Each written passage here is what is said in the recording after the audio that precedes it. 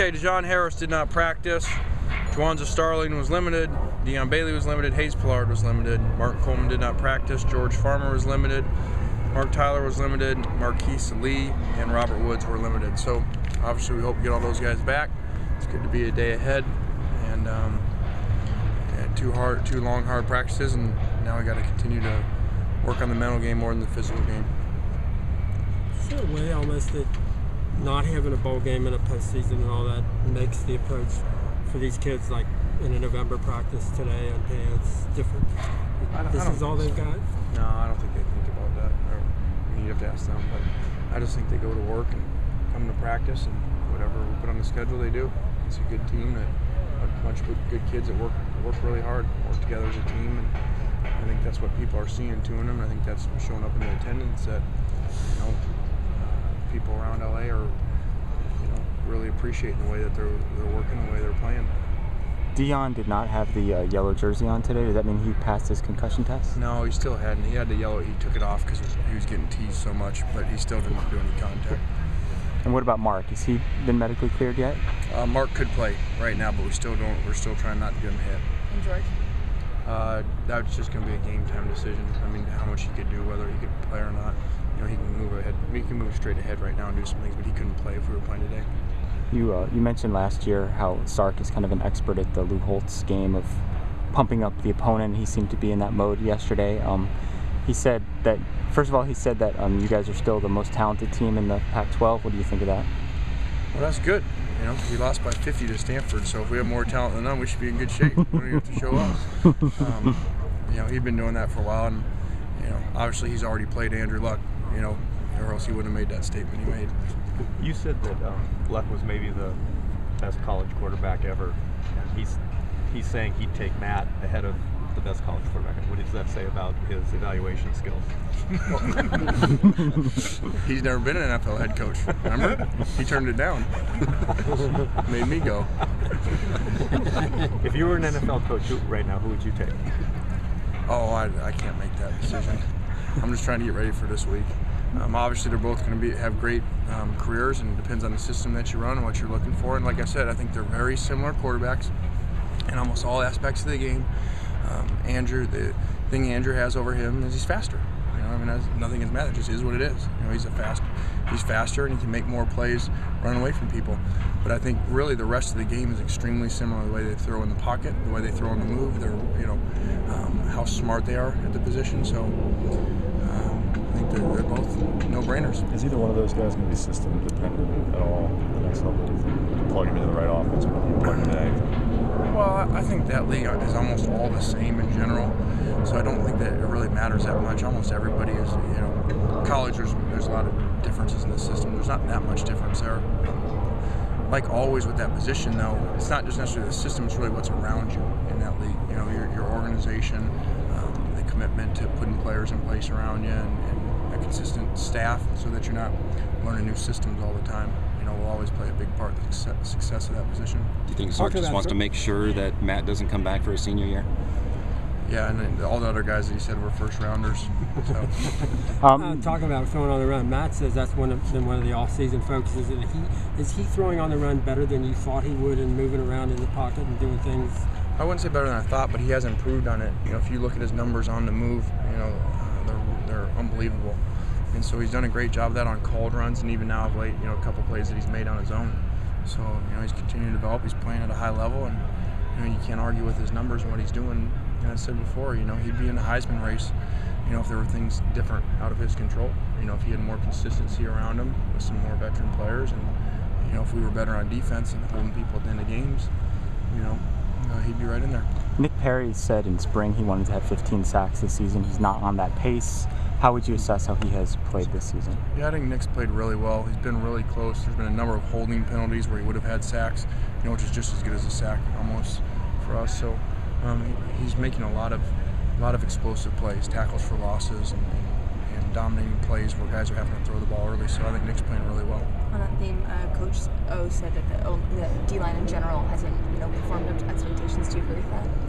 Well, I wouldn't say really in the run game.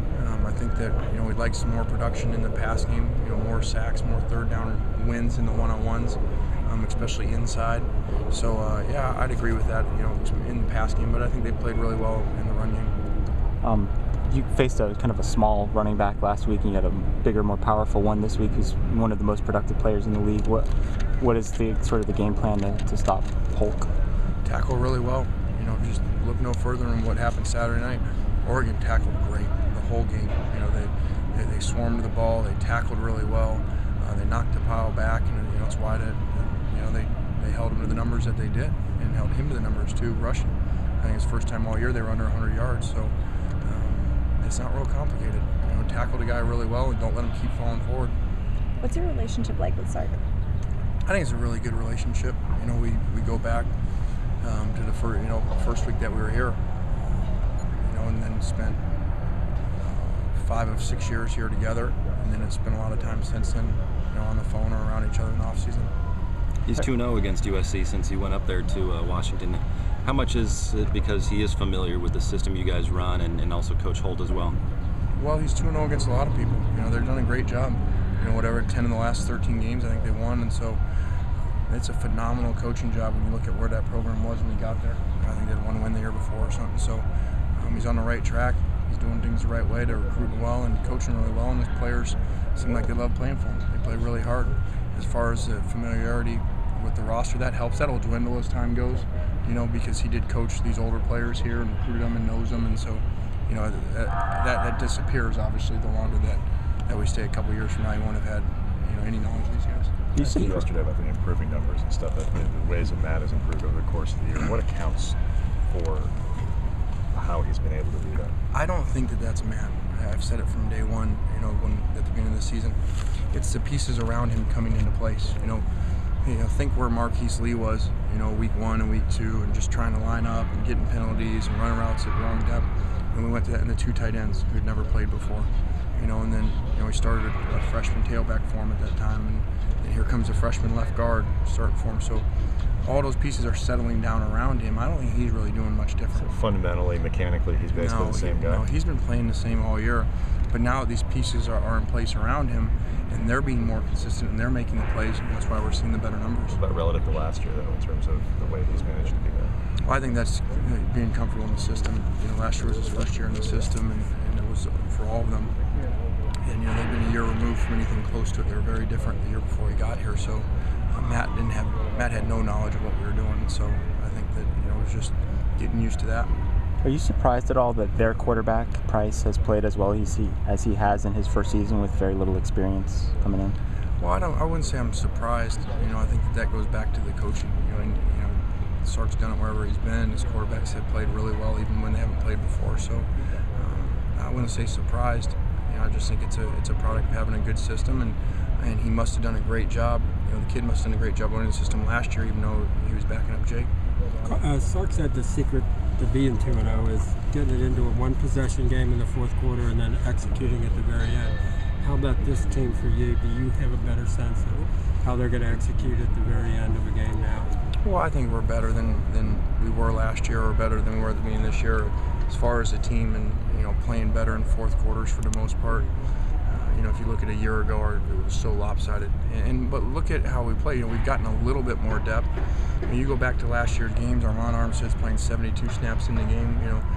I think we had 4 defensive linemen play over 65 snaps in the game, and so we were just. And you look at that last series, we were just dead. And even though we were so close, we sack them on third down. The ball's there. If we fall on it, we're going to win the game.